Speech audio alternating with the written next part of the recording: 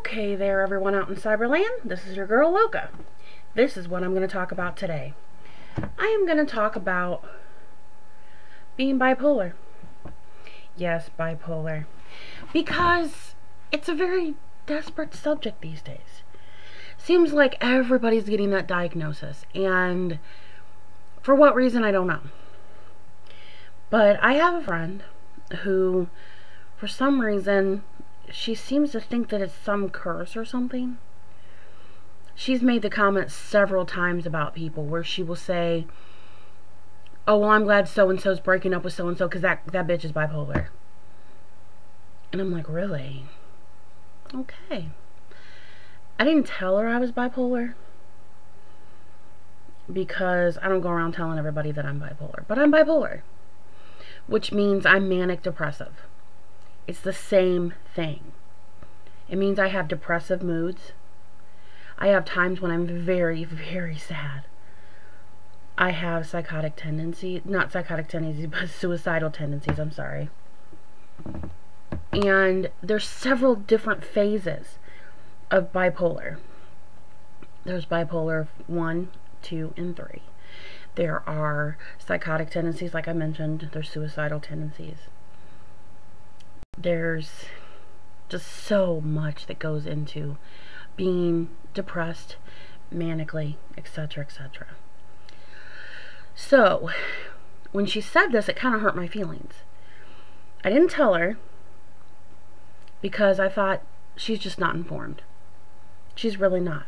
And for me to sit there and say, well, I'm bipolar, so that offends me, I'm like, whatever, I just let it roll off.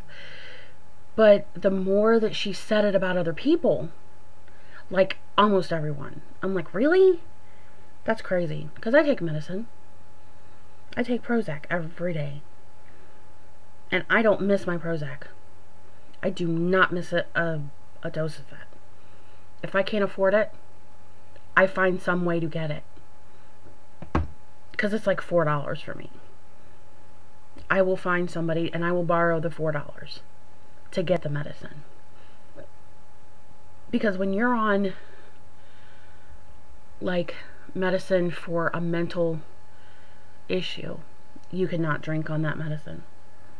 You cannot do other drugs on that medicine, like street drugs. We're talking like cocaine, crack, marijuana even. You can't do that. And so I don't. I just don't.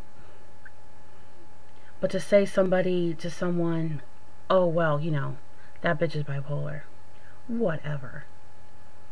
Until you've walked in somebody's shoes that is bipolar, and you know what they're going through, you really need to check yourself. Because it's hard to live with this constant war within yourself.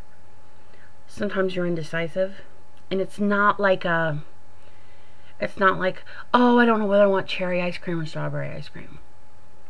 It's not that indecisive like that. It's life-changing things that you cannot decide on. It's not the little things. It's big things. There are things about you that you have low self-esteem, and maybe you can't get your mind out of feeling this way. You carry it around like a cloud over your head. The medicines help. Your support system is the best thing. Your family, your friends, people that understand you. People that understand that you do have these moods. And your mood does swing quickly. Like that. But as long as you take your medicines, you don't have those snap swing moods. You just don't. You don't act all crazy. I am laid back, easygoing, but I believe that it's also a hereditary kind of thing. My mother was manic depressive. When they diagnosed her, it was way back in the day. So she was manic depressive suicidal. She took Zoloft and several other medications to help her with her moods. And they didn't necessarily do that. She was in the psychiatric unit several times a year for suicide attempts. There have been plenty of times when I have walked in on her and she's had all of her meds in her mouth, and I've had to dig them out of her mouth. Or she's had her wrist slit, and I've had to bandage her up and call 911. Because that's what bipolar does to you. It's a manic where you don't really understand what's going on. You just feel like crazy inside. And you're so depressed that you don't even want to live anymore, at least the suicidal part.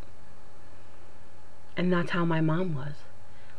She was so depressed that she didn't want to live anymore.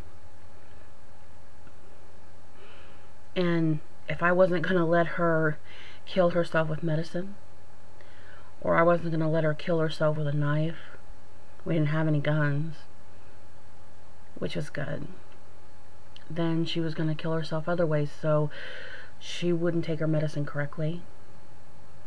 She didn't take care of herself health-wise. She drank regular Pepsi. She was diabetic. She didn't take her medicine correctly for her diabetes.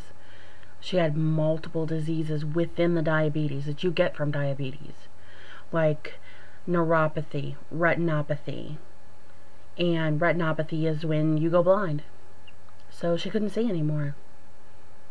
She was a beautiful woman, and she could not look in the mirror and see how gorgeous she was. And it's all in her brain. And Prozac, Zoloft, Abilify, these different medications, they take the chemistry in your brain and they help balance you out so that you don't have these suicidal tendencies.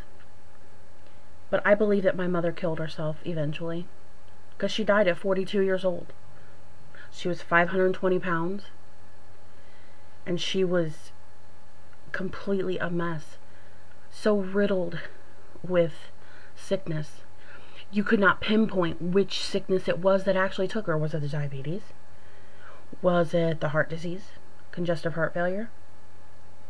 Was it the neuropathy in her feet, where she couldn't feel her feet because it was diabetic, and she had great big holes like this in her heels? They literally cut her heels all the way to the bone, made holes like this, and we packed them with gauze and saline and solution and stuff, and then unpacked them and would pack them again and unpack them and pack them again until she got where she had them like this. But she couldn't walk. She was 520 pounds. How are you going to walk on that?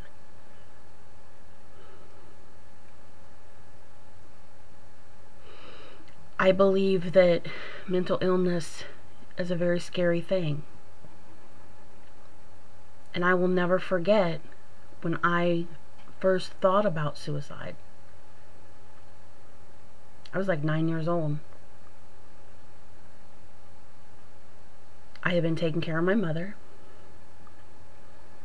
and she was so sick. I used to have her lay down on the bed, and I would bathe her. She didn't want to get in the bathtub. She was too depressed to get in the bathtub. She was too heavy. It's not like she could really reach all of her areas. Her arms are really short. Her body was too big for her arms. So I'd have her lay on the bed and I would bathe her.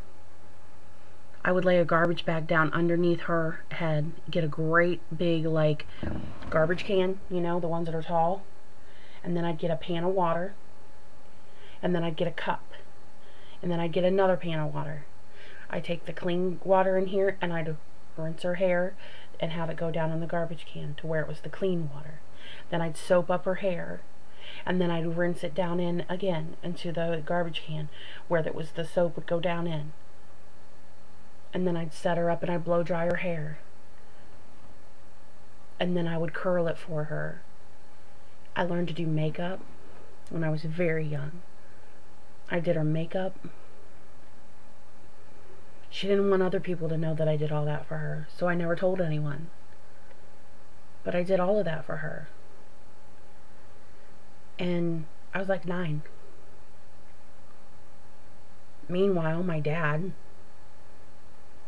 I think that he was mentally ill too. I think that he was severely bipolar, but I think that he had psychotic tendencies. Because he wasn't drunk, didn't do drugs, never drank a drop. But he would beat my mother so bad that I would be tending wounds for months. He would beat me up. And why, I don't know. I don't remember what it was that I did. I always just thought that I was the worst child that ever lived. So when people throw around that term, oh, that bitch is bipolar, it bothers me.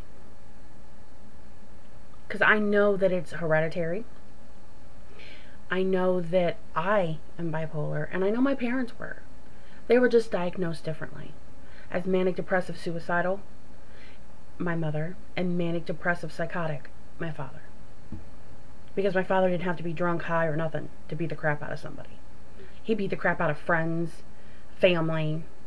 He did stuff to his own mother. I think the story goes that he even shot his own mother in the foot, but I don't know why. I don't know whether it was an accident or what exactly happened. I really don't know. I don't know. But I think that people should think before they speak. And I know that I have another friend who really thinks that her child is in dire straits because she thinks that maybe her child probably has the same mental illness. But of course she can't get her child looked at because her child's an adult. So there's nothing I can do. I can't do anything to help her, and she has to convince her child to go get looked at. And her child won't do it. So until her child sees that she might have the illness, she has to live with this. I just wish that people could see how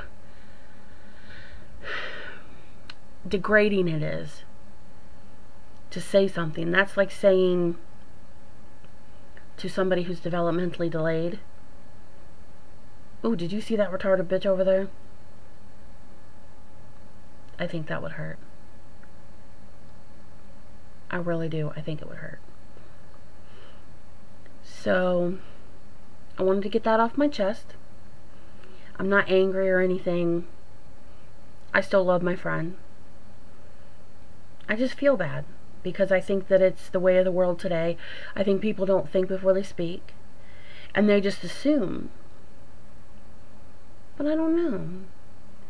I think we all need to be a little more educated. I do agree with that. And I know that from my experience, it is that being bipolar is not a stigma. You're not cursed. It's not a terrible thing. You just have something, another mountain to climb is all. But you can make it just a little molehill that you just have to step over. Take your medication, have your therapy, have your support group, your family, your friends. And if you don't have any family and you don't have any friends, that's what the internet's for. There is a ton of people on the internet that are feeling the same way you are, that have the same diagnosis, that struggle with the same things that you do. Reach out to them because they'll be more than happy to help you. They will take time out of their busy day for you, because nothing is more comforting than to know that somebody else is out there that has the same issue, the same problem, and is willing to lend a hand. Because I know I'm willing to help anyone else that has these issues, that is bipolar, that needs some advice, an ear to listen to them, anything. I'll be there for you. So, that being said, I hope everyone has a wonderful day, and please just remember to think before you speak next time, because you never know what someone is hiding within themselves. Big hugs and kisses, and mwah!